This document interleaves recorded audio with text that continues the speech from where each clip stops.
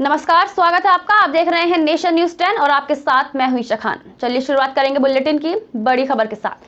प्रधानमंत्री नरेंद्र मोदी ने 17वें प्रवासी भारतीय दिवस सम्मेलन में भी हिस्सा लेने इंदौर पहुंचे। इस दौरान उन्होंने सम्मेलन को संबोधित करते हुए कहा कि प्रवासी भारतीय अपनी मिट्टी को नमन करने आए हैं और भारतीयों ने जो ठाना है वो करके दिखाया। करीब 4 साल बाद प्रवासी भारतीय दिवस सम्मेलन एक फिर से अपने मूल स्वरूप में हो रहा है। ये सम्मेलन मध्य प्रदेश के उस धरती पर हो रहा है जिसे देश का हृदय क्षेत्र कहा जाता है। इंदौर शहर नहीं एक दौर है जो समय से आगे चलता है। स्वच्छता में इंदौर देश ही नहीं दुनिया में लाजवाब है।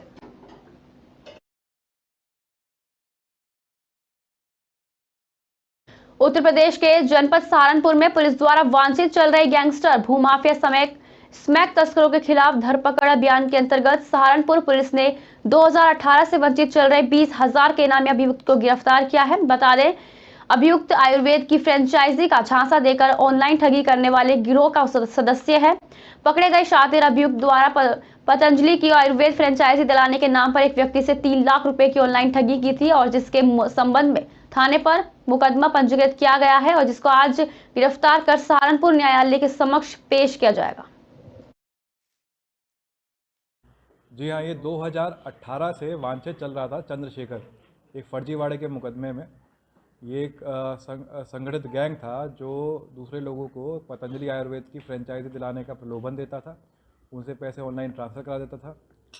तो उसी जब विवेचना चल रही 2018 में, तो ये सब 5 लोग थे जो वांछित चल रहे थे। इन पर 82-83 की कार्रवाई हो चुकी थी और अभी ये मंडी पुलिस बेगूसराय से इनको गिरफ्तारी करके यहाँ पे लाई है और अब इनको कोर्ट भेजा जा रहा है।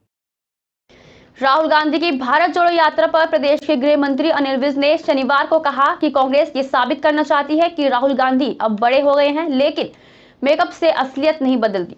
विज ने ट्वीट करके कहा कि राहुल गांधी को काली सफेद दाढ़ी लगाकर आधी कमीज में शीतलहर में घुमाकर कांग्रेस राहुल गांधी को परिपक्व दिखाना चाहती है, लेकिन मेकअप से कलाकार रामलीला में तो बदल सकते हैं, लेकिन वास्तविक जिंदगी में नहीं। हरियाणा के गृह मंत्री अनिल विज ने कांग्रेस पर आरोप लगाते हुए कहा कि इन्होंने हमेशा से देश को तोड़ने का काम किया है।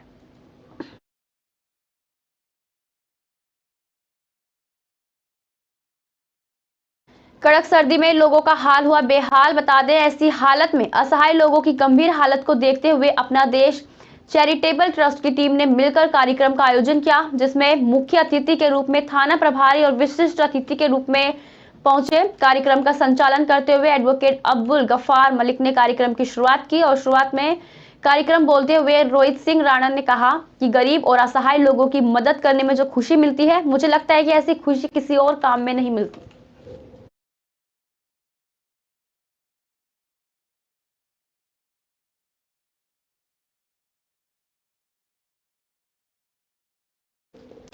बिजनौर में घने कोहरे के चलते कड़ाके की ठंड पड़ रही है, जिसमें लोगों को ठंड से बचाव के लिए दिव्यांगों को राष्ट्रीय विकलांग एसोसिएशन ने 1000 लिहाफ निःशुल्क वितरण किए। मुख्य अतिथि भाजपा के विधायक अशोक राणा और डीएफओ अनिल कुमार पटेल रहे। दरअसल आपको बता दें कि घने कोहरे के चलते कड़ाके की ठंड पड़ रही है, जिसमें स्कूल में राष्ट्रीय विकलांग एसोसिएशन के राष्ट्रीय अध्यक्ष MR पाशा ने दिव्यांगों और विधवा महिलाओं विकलांगों को ठंड से बचाव के लिए निःशुल्क लिहाफ वितरण कार्यक्रम का आयोजन किया। बहुत ही पावन कार्यक्रम है और इस तरह की धारणा रखने वाले समाज में मतलब बहुत कम लोग हैं। तो ये कार्यक्रम करना है, इन्होंने हमको इन्विटेशन दिया कि सर आपको आना है। हमने सहर्ष जो है इन्विटेशन स्वीकार किया कि इतना अच्छा कार्य अगर समाज में कोई कर रहा है तो हमको उनके साथ में जुड़ना चाहिए। सर, हम राष्ट्रीय विकलांग एसोसिएशन के नाम से संगठन चलाते हैं, जिसके हम राष्ट्रीय अध्यक्ष हैं। MR पाशा नाम है।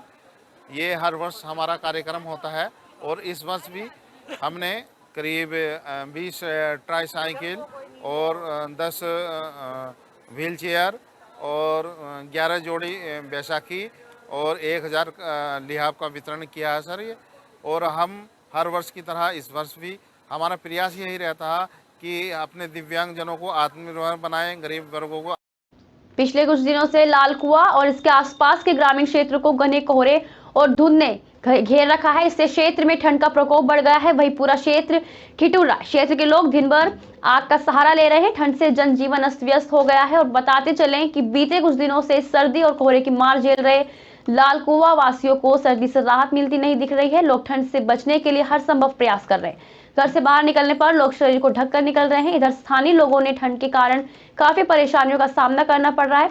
उन्होंने कहा कि नगर पंचायत प्रशासन द्वारा जलाए जा रहे अलाव से राहत मिल रही है। से जुड़े हुए काम करने वाले टेम्पो वाले हैं और कोई काम यहाँ काम की व्यवस्था बिल्कुल ख़राब हो चुकी है, बिल्कुल काम ही नहीं हो रहा है। सूर्य देव के दर्शन हो रहे हैं, एक हफ्ता हो गया, कड़ाके की ठंड हो रही है, सूर्य देव के दर्शन नहीं हो रहा है, एक हफ्ता हो गया है। कोहरे की भाषा बहुत इतना भयंकर कोहरा हो रहा है कि रास्ता नहीं दिखती है बिल्कुल। तो कल धूप निकली थी, उसके बाद तो ठंड ऐसी हो रही थी, भयंकर ठंड हो रही थी, हालत ख़राब हो रही थी वहाँ पे। हाँ भाई साहब, राहत तो मिली है, बिल्कुल मिली है राहत। तो राहत लकड़ी जल रही है, जगह जगह राहत तो मिल रही है। 7-8 दिन से काफ़ी कोहरा पड़ रहा है, ठंड पड़ी है, लोग बहुत परेशान हैं। नगर पंचायत द्वारा थोड़ी लकड़ी की विसर्जन हो रही है, जिससे जलाकर लोग अपना काम चला रहे हैं। और 7-8 दिन से सूर्यदेव ने भी दर्शन नहीं दिए हैं, इस वजह से बड़ी परेशानी हो रही है। लालकुआ गोला रोड पर बनने वाले प्रस्तावित ओवरब्रिज के प्रभावित ने आज क्षेत्रीय सांसद अजय भट्ट से मिलकर उनको अपनी समस्या से रूबरू कराया। और आपको बता दें कि रोड पर बने रेलवे गेट पर आए दिन जाम की समस्या रहती है, जिससे आम जनता को काफी परेशानियों का सामना करना पड़ता है। इसको देखते हुए रेल विभाग ने सैद्धांतिक रूप से आरओबी बनाने की सहमति दे दी है। मीडिया में ये खबर छपते ही संभावित रूप से इस पुल से प्रभावित होने वाले लोगों में हड़कंप मच गया। क्षेत्रीय सांसद और रक्षा मंत्री राज्य मंत्री अजय भट्ट से मिले और उनसे इस बारे में उचित निर्णय लेने की बात कही। इस पर अजय भट्ट ने आश्वासन देते हुए कहा कि जो भी जनहित में उचित होगा वे किया जाएगा। कि मैं पूरे विषय को पहले समझ लूँगा और जो उचित होगा, जो जनता के लाभ के लिए होगा, वैसा ही कार्य किया जाएगा। किसी को परेशानी न हो, पहला तो हमारा लक्ष्य ये है। जनता की सुविधा के लिए हम काम करते हैं। अगर जनता को ही, लोगों को ही असुविधा महसूस हो रही है तो उस पर पुनर्विचार करेंगे। मैं विभाग के संज्ञान में सारी बातें लाऊंगा। अल्मोड़ा जिले में ग्राम प्रधान संगठन के अध्यक्ष रविदत्त खतवाल समेत ग्राम प्रधानों ने एसडीएम सल्ट गौरव पांडे के माध्यम से केंद्रीय ग्रामीण विकास मंत्री भारत सरकार को ज्ञापन भेजा। मनरेगा के अंतर्गत NMMS के माध्यम से उपस्थिति का विरोध बढ़ता जा रहा है। जगह जगह ग्राम प्रधान इसका विरोध करते नजर आ रहे हैं। 1 जनवरी से उत्तराखंड राज्य में मनरेगा के अंतर्गत NMMS के माध्यम से उपस्थिति अनिवार्य हो गई है, जिसके चलते मोबाइल से मॉनिटरिंग सिस्टम लागू किया जाना संभव नहीं है। इसकी वजह से गांव वालों के सामने बेरोजगारी का संकट खड़ा हो गया है।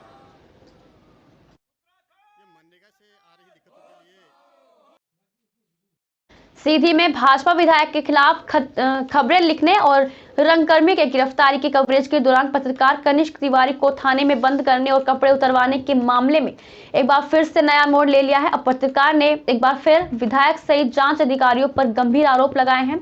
उन्होंने रेडियो पुलिस अधीक्षक भोपाल द्वारा की गई जांच में सवाल खड़े किए हैं और उन्होंने कहा है कि थाने में लगे सीसीटीवी कैमरे का डाटा रिकवर करने और इस दौरान थाने में मौजूद पुलिसकर्मियों ने किन लोगों से बात की है, उसके मोबाइल कॉल डिटेल CDR निकाली जाए तो कई बड़े खुलासे होंगे। फिलहाल अब इस मामले की SP वीरेंद्र सिंह जांच कर रहे हैं। हालांकि उन्होंने इस पूरे मामले में बोलने से मना कर दिया है।